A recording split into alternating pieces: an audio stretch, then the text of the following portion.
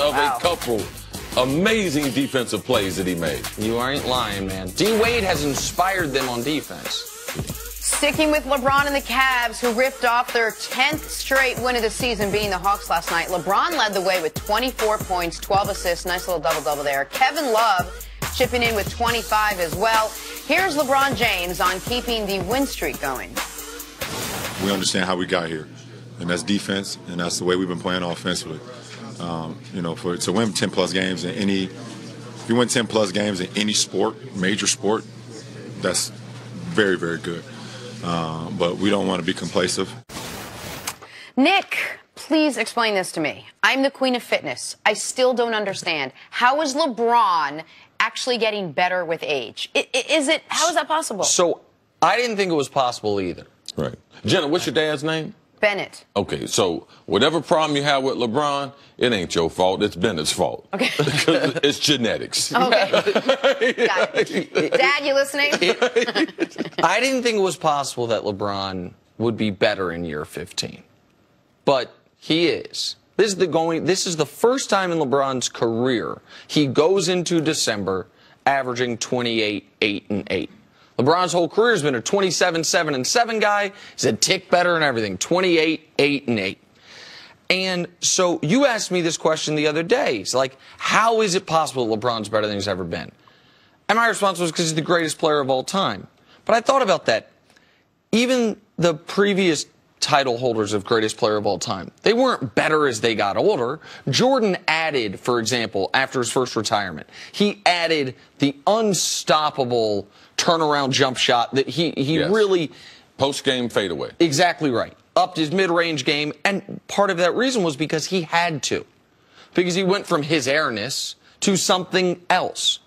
So I thought about that, and then I thought about something Cris told me Tom Brady told him this summer. When you talked to Tom this summer and asked him about retiring, what did he tell you about why he was not going to retire? Why should I quit taking the exam and I have all the answers to the test? So we expect guys that are great players, super intelligent players, savants at their sport, for their mental acuity to improve as their career goes on. Kevin McHale recently had a quote, "If I had my body I used to have with the knowledge I have now, I'd be the greatest player of all time." So LeBron is smarter than he's ever been as far as what's going to happen on the court.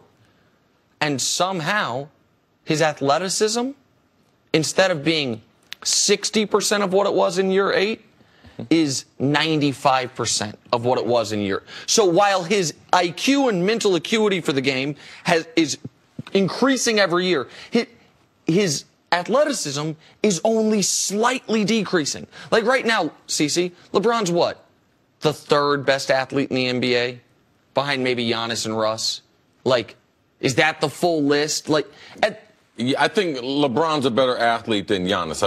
I'm talking about doing different things. Okay, but that's even more to the point. Like, D-Wade, one point, the same draft class, D-Wade and LeBron. D-Wade at one point in time was one of the 3 best athletes in the league. Now he's not one of the 60 best athletes in the league. That's the trajectory you expect. So the answer is his basketball IQ is continually increasing, and his athleticism has not deteriorated. Right. I just think we're at a time in sports, and I'll look at a couple other people. That's Floyd Mayweather, how he's able to keep himself in great shape, and the extended part of his boxing career. Tom Brady and LeBron James. I believe Floyd and LeBron, they're freaks. They're unicorns. Athletically, they're very, very gifted. But also, they've had the ability to stay in their prime a lot longer than anyone we've seen, and also to not get hurt in their prime. They haven't had any setbacks. So most of their off seasons are built on getting back to where they were. They're not built on recovering. So when you're able to continue to build from your base, I'm not having a surgery. I'm not recovering. So all I'm basically doing is resting and trying to add something new to my arsenal to make me better. And all of these premier athletes, that's what we're seeing. So it's the day that we're in of this athlete. We're also seeing 3 very, very unique athletes. And LeBron being one of the greatest athletes that we've seen, their ability to take care of their body, fly on private jets, and spend the amount of money on food and nutrition. Those are game changers. And all three of those have done that, and you're seeing the benefits of it. I think when a lot of these guys are young, you know this too, you first get out into the professional leagues, you muscle your way through things because you have the stamina, you have the energy, you have the muscle tone, you have the strength, you have all of it. You're young. You don't need to have such an incredible cerebral approach to the game because you have like the fitness and all of it. And as you get older, when the game actually is a point where it's slowing down for you, so is your body. But what LeBron is doing is even more impressive than what someone like Tom Brady is doing just because of the physicality of the game of basketball. The stamina that's required, the strength that's required. It's not like he just needs a shooting arm and that's it. He needs to have both ends of the court covered. He needs to have both sides of his game covered, and he's doing it night after night in such an incredibly successful way. The play that sealed the win last night was not a basket by LeBron. Now, LeBron did hit a three to put him up from 1 to 4 with less than 2 minutes remaining. That gave him the comfortable margin. When they were up 6, near the end of the game, less than a minute left, this is a perfect example of what you're talking about. He lets his guy go past him into the lane. He swipes for a steal with his left hand, doesn't get it. He lets him then go past him because he knows the best chance I have of blocking this shot and not getting called for a foul is the pin. The Iguodala, the chase down block. A lot of guys know that. But by the time they know it, their body can't do it.